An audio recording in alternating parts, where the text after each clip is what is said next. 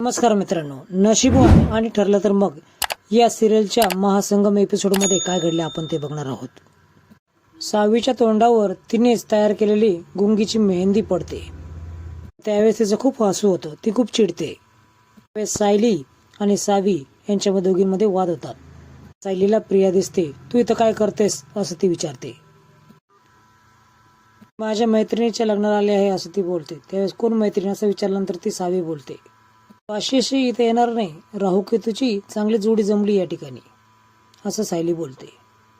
त्या देखील बोलते, ही अंगठी तुला दिसते का, आमच्यापासून लांब राहायचं. चौघींमध्ये भलतेच वाद पेटतात.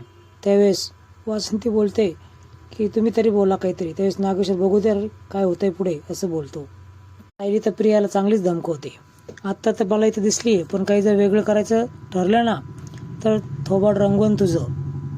आता सावीला गुंगी येत असते आणि उर्वशी बोलते, बघ तिला कसं होतंय, तिचं बीपी वाढला वाटतं.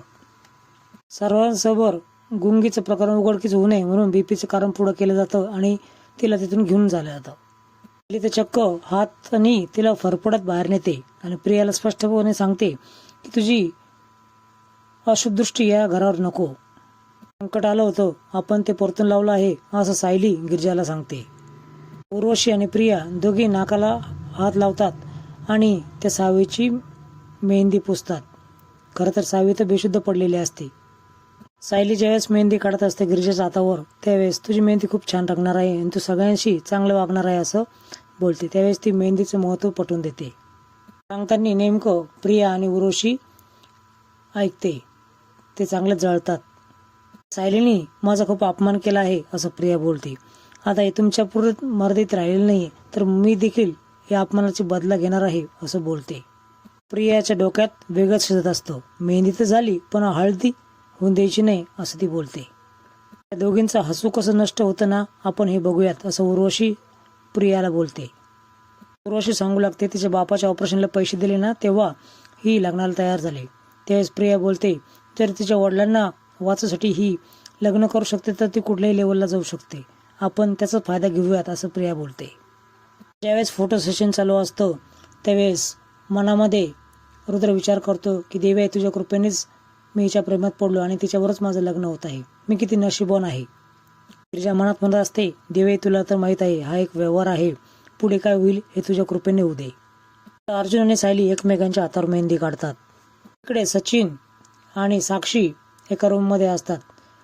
साक्षीला मैपतची काळजी असते, पण त्या काळजीचं ती काहीच सचिनला सांगू शकत नव्हती. सुभेदारांच्या घरी अस्मिताच्या डोळ्या जेवणाचा कार्यक्रमची तयारी चालू असते. गिरिजा झालेल्या प्रकरणावरून खूप निराश असते. त्याच वेळेस तिचे बाबा आणि मोनू त्या ठिकाणी येतो. दत्तू खूप रडकुंडी आलेला असतो. एकदा का मुलीच्या हाताला मेहंदी लागली तर ती परकी व्हायला लागते. गिरिजाला तिच्या लहानपणीची फ्रॉक देतो.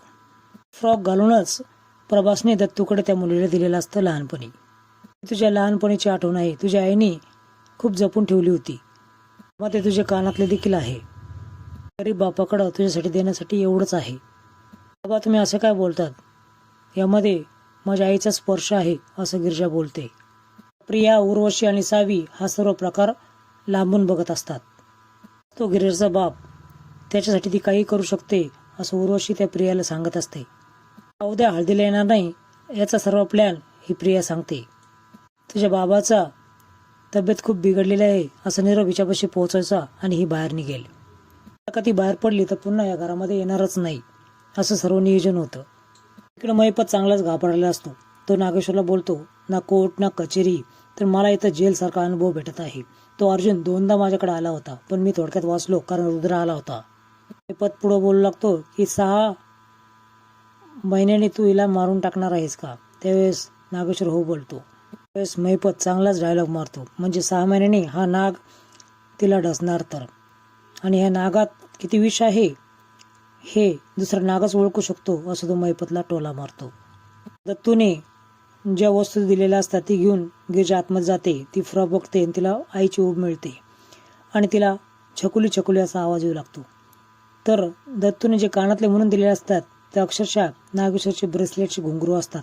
ते पाहून तर गिरिजाला चक्करच येते. तिला चक्कर आलेली बघून सायली आणि वासंती त्या ठिकाणी येते. काय झालं असं विचारल्यानंतर सायलीला ती सांगते की एकदा असं झालं की एक बाई गाणं गाते, अंगाईगीत गाते असं मला भासलं आणि आज मला पुन्हा असं झालं आहे. काहीतरी या घराशी माझं रिलेशन आहे असं सारखं वाटतं. लहान बाळाला कोणीतरी हाका मारतंय असं मला जाणवत होतं. डोंगराचा नक्कीच काहीतरी त्याच्याशी संबंध आहे आणि छकुली या नावाशी देखील काहीतरी संबंध आहे असं ती संशय व्यक्त करते.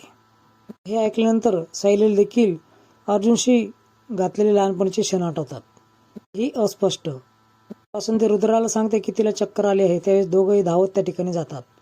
वासंती ती टेन्शन घेऊ नकोस, प्रत्येक मुलीला असं होतच असं तिला समजूत काढते. आता रुद्रा आणि अर्जुन गप्पा मारत असतात. रुद्रा बोलतो, जिच्याशी प्रेम केलं त्याच्याशीच माझं लग्न होतंय तर मी किती नशीबवान असेल. त्यावेळेसच पाठीमागून नागेश्वर तारे ताट घेऊन जात असतो. तो मैपतला ताट घेऊन जात असतो जेवणाचं. हा नक्कीच स्पेशल माणूस असणार आहे जेणेकरून आबासाहेब हा मोठं पाऊल उचलत आहे असं तो बोलतो. त्यावेळेस रुद्रा बोलतो की मी घेऊन जातो. त्यावेळेस नाही असं बोलतो आणि तो स्वतःहून घेऊन जातो. नागेश्वरचे पाठलाग ही प्रिया करते. घरामध्ये एवढे नोकर चाकर असताना हा माणूस असं कोणत्या व्यक्तीला स्वतः ताट घेऊन चालला आहे हे बघायलाच पाहिजे असं प्रिया बोलते. ती त्याच्या पाठीमागे जाणार तेवढ्यात अर्जुन आणि सायली तिला थांबवतात. कुठे निघालात असं विचारतात. ज्यांच्या म्हणण्यानुसार या ठिकाणी आले आहेस ना, त्यांच्या नादी लागून लग्नामध्ये विघ्न आणण्याचा प्रयत्न करू नको असं सायली बोलते. बघूयात कोण जिंकतं असं प्रिया बोलते आणि रागात तिथून निघून जाते. ही आडकाठी घालणार असं दोघांनाही अंदाज येतो आणि आपण हिचे सर्व डाव उलटून लावायचे असं अर्जुन बोलतो. तुला काय मदत लागेल का असं नागराज प्रियाला बोलतो. त्यावेळेस नागराज बोलतो, मी तिकडे येऊ का. त्यावेळेस इथं अर्जुन सायली आहेत या असं म्हणते. त्यावेळेस तो घाबरून लगेच नको बोलतो. चक्क या नागराजला सचिन दिसतो आणि सचिन बरोबर साक्षी देखील दिसते. हे दोघांचं काय चाललं आहे गोड बंगाल हे बघण्यासाठी तो एका आईस्क्रीमच्या पाठीमागे लपतो. चक्क दोघेही एका गाडीत बसून निघून जातात. आता रुद्राची उष्टी हळद ही गिरिजाला कशी लागणार आहे हे नेक्स्ट एपिसोडमध्ये नक्की बघूयात. व्हिडिओ पाहिल्याबद्दल धन्यवाद.